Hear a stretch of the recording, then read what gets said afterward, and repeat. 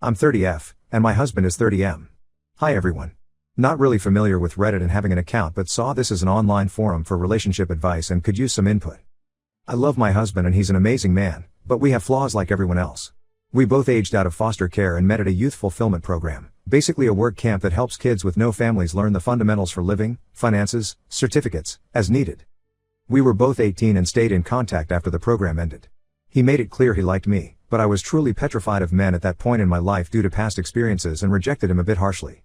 I reached out to apologize and we became friends. Then a year or two later I saw he posted on Snapchat he was in my area. I asked if he would want to go on a date so I could practice being comfortable around guys and he agreed. He never made a move, never touched me, never made weird eye contact. If I said no he didn't ask a second time, not even as a suggestion. We went on these platonic dates for months with nothing happening, and one day I asked for a hug and then asked for a kiss and he asked me to be his girlfriend. We got married a year after and our 7-year anniversary is around the corner. We agreed we would not even think about having kids until we were older since both of us were the product of young parents. We've really just only focused on getting by on using as little money as possible and saving up every dime to buy a house. Thankfully, we got our house a few months ago and we were both able to quit our second jobs and for the first time only work regular 9-to-5s. Yay! I've discovered I really like gardening and baking and I love having a real home. We have been discussing adding to our family by having a baby and I feel very ready to be a mom. Scared still, yes, but ready. But my husband brought up how sad I would be if I had to quit since I've worked so hard. I told him I had zero plans to quit, I would only take maternity leave. Plus my company allows maternal and paternal remote options for 1 year after birth, so I can just work from home if needed. I know it's a lot to do with a newborn but giving up the security of my paycheck is simply not an option. He told me this was what we worked for, to make our own perfect family opposite from what ours were like, and I was blindsiding him by changing my plans and I told him no plan has changed, I can have a career and be a mom. Plenty of women do it. He doesn't have to quit his job to be a dad, so why should I? He said it wouldn't work for a baby's needs and I told him okay, since I make more money than you do why don't you quit and I go back to work remotely after healing from birth. That way we have both hands on deck and we don't have a severe loss of income as I make $89,000 a year, and he makes $52,000 a year. He mentioned that if I trusted him fully this shouldn't be a problem. I told him I trust him but I don't trust our current economy, but I left out that I really do genuinely think quitting my job with no savings, wiped out by getting the house, and relying on a man is absolutely stupid. He had plans made previously with his parents and had to leave, so we said we would pick the conversation back up when he gets home, but he's very upset. Madder than I have ever seen him and I don't understand why he just assumed I would quit. Not only do I not understand it, but it makes me trust him a lot less than I did yesterday. I have a bad habit of running for the hills when problems come up and not gonna lie, this is making me really nervous. Thank you for reading all of this if you have. I'm open ears to what could be going through his mind or why he is thinking like this, really just doesn't seem logical to me. He's been watching all of these videos of stay-home wives/girlfriends and do feel like this is influencing him a lot. Edit. We are no longer together. Update 1. It's been a few days since he came home and told me he met a girl at work and she's a better woman than me, and that she has a son already and will be a stay-at-home wife or girlfriend or whatever the fuck. He gets his happy ending, I guess.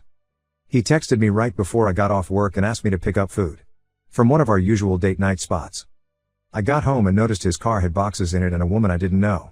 I tried opening the door but it was locked and she just looked at me. What little was left of our savings, he took. And both of our cats. I didn't see this coming at all. I haven't told any of my friends yet. His adoptive parents have been dropping me off food that I can't even force myself to eat. I haven't cried yet. I'm kind of still in shock. I wish I had a family to run to. But for now the internet has to do. I haven't answered any of his calls or texts. He keeps trying to check in, ask if I'm okay. How the fuck would I be okay? I never thought he would cheat. I asked him to promise if there was ever someone else he would just tell me as soon as he knew, but they've been together at least 6 months. So while he was calling me selfish for not wanting to put in my 2 weeks and be a stay-at-home wife, he was dating her the entire time. Planning a future with her the entire time. I feel stupid. I should have taken everyone's advice more literally. When I asked him to go to therapy he wouldn't. His parents think he's have some type of mental break. I should have stayed afraid of him and avoided him. I should have chosen a better outcome for myself. I just feel like the same girl that no one wants to love anymore all over again. I know what he did isn't my fault. I know I could never stop him, and really do I want a man who doesn't want me? Never. But that just doesn't stop it from hurting. Update 2. Really want to say thank you from the bottom of my heart to all of the people who reached out to me with well wishes. Especially other spouses who experienced similar. It helped so much more than you could ever know. There has been a few things that have happened, and honestly I'm exhausted in every way possible, so the input from folks has really been useful in organizing my thoughts and keeping an open mind. I couldn't help it but for days I compared us and wondered what the fuck he could have been thinking until I realized she's a carbon copy of his biological mother, or at least the stories he heard about her since she died when he was 5. I hate that I feel bad for him still, even after what he's done, but we offered him support for his thoughts, we urged him to go to therapy, I even offered to pay for it myself, and he was too prideful. I lost both of my parents too, at an older age with even more core memories with them, so it wasn't a boat he was in alone. But he chose to act like it was and wallow in self-pity. He called me on our 7-year wedding anniversary, minutes after midnight, whispering apologies and saying he feels so guilty. I asked for what, and he just said, well, you know what we're going through. I told him, no, it's what you're doing. We are going through nothing. I was abandoned by my husband, exposed to God knows what while you were fucking her and coming back home to me. We were still having sex like every single day, so I made sure he knew just how disgusting I thought he was. Then he got pissed and told me he only started cheating because I couldn't follow his lead. Sir, look where you led yourself. Our entire marriage I've pushed him career-wise, hell, the job he is right now I applied to on his behalf. Meanwhile I'm pretty sure he doesn't, or didn't even know what my full job title is. I pushed him to reach out to the adoptive parents when he started getting family obsessed, but neither of us were ready for a kid. He went on about how I broke my promise first when I decided I didn't want to be a real mom by not quitting. That I was turning his adoptive parents against him because they are refusing to meet his new girlfriend. He blamed me again and then had the nerve to say that this could all be put on pause if I can learn how to make decisions that benefit a family and not myself. I asked point blank if he was insinuating that we could get back together if I quit my job. He told me, yes, I will always love you, but you make things more difficult than needed. I hung up and blocked him on everything. Spent the rest of the night hugging wine in the bathtub and wondering what the hell kind of person I had been sharing my heart with. The next day he went public with their relationship, posting a photo to Instagram, and most of our mutual friends reached out, with my closest friends commenting less than kind things on the photo. As it turns out, he and his new girlfriend have been together for 7, almost 8 months. She is 20, her son is around 2. I reached out to her ex, the father of her son, who she had left to be with my ex-husband. She moved out in the middle of the day and took their kids, so he was just as blindsided, if not more, than I was. We met up and went for a walk, stopped by a bar. Literally cried, laughed, hugged each other, sang songs way too loudly and sobbed in public like a lunatic, but it helped so much. We also made sure to exchange evidence for any court battles. I'm a little iffy towards him for now, considering that they had quite the age gap. She was 17 when they met and he was 26. He said she lied about her age and they met at a college party, and the next thing he knew she was pregnant. He gave her money for an abortion, but she came back with baby clothes instead, so he tried to do the right thing and moved her in with him. Also, she's not actually allergic to cats. She just hates them. She also was very aware he was married and has been to the house multiple times.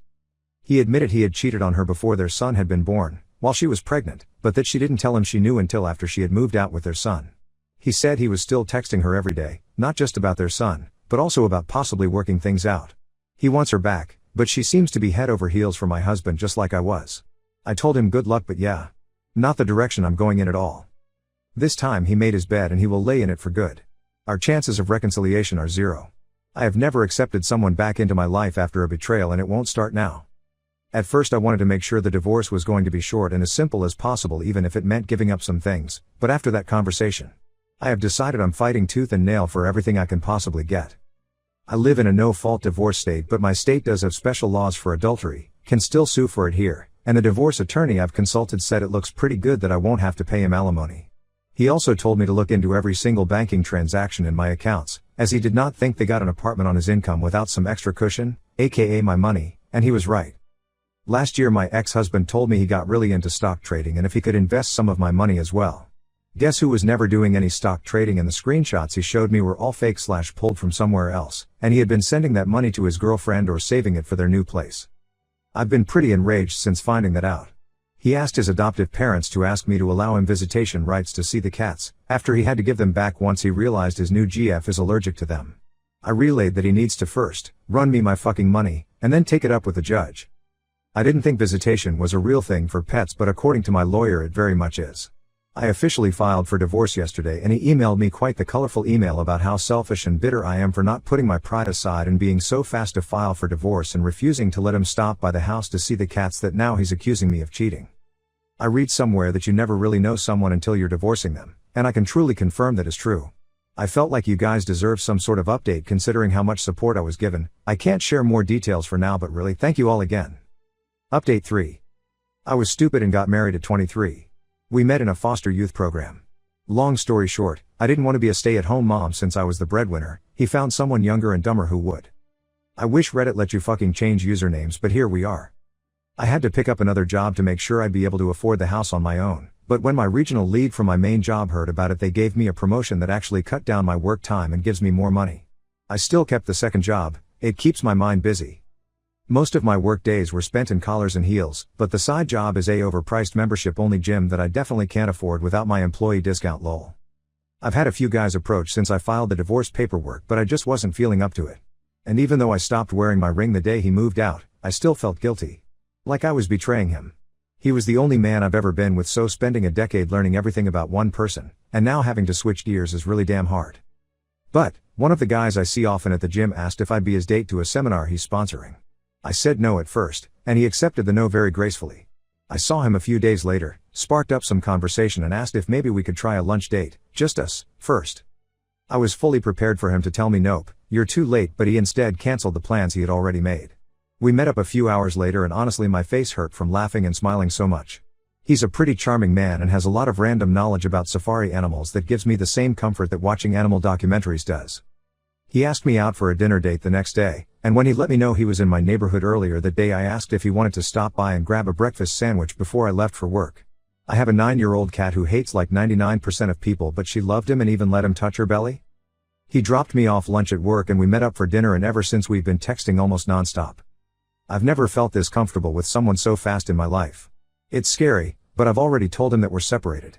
I haven't told him the nitty-gritty details, just that it didn't work out and we outgrew each other. But the seminar was this past weekend and I went as his date. It was a great night. I tried champagne for the first time, had the best conversations with some of his associates, and did a little professional networking too. The tomboy teenage girl I used to be would never believe this shit lol, but more than anything I'm grateful for the support of my friends, who got me through the tough nights so I could make it to the good ones. Only up from here, I guess? Final comment from Op. A marriage is only valuable if it's mutual and both parties are honest. One day I will have a real marriage, but what I had wasn't that.